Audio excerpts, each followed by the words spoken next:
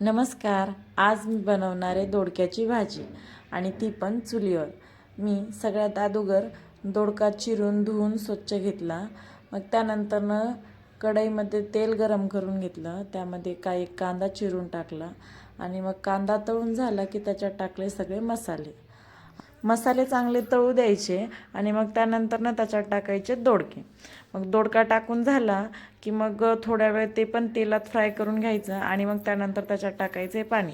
तुम्हाला जेवढी भाजी लागणार त्याच्यापेक्षा थोडंसं जास्त पाणी टाकायचं आणि मग भाजी शिजली की त्याच्यात शेंगदाणे वाटून टाकायचे आणि थोडंसं तीळ आणि कारळीचं कुट्टा पण टाकायचा. आता झालं आहे माझा इकडं स्वयंपाक रेडी आणि इकडे बिट्टू पण खेळायली तिच्या बाबांसोबत. तुम्ही बघू शकता आपली भाजी पण शिजली आहे, रेडी झाली आहे. तर मी भाकरी आधीच करून घेतल्या होत्या. तर रेडी आहे आमचं जेवण. तर या सगळ्यांनी जेवायला.